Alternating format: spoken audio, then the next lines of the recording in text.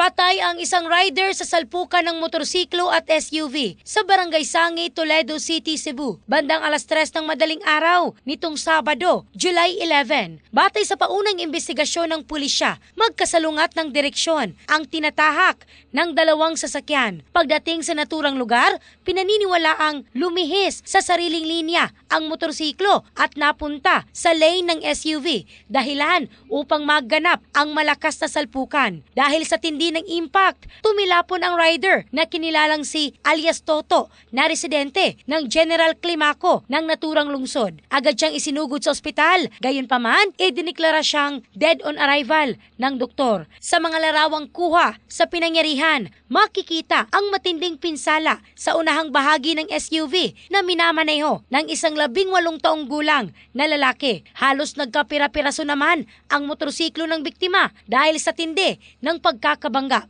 Patuloy ang investigasyon ng pulisya. In the heart of changing lives, ako si Michelle Craste ng Brigada News Philippines, the Music and News Authority.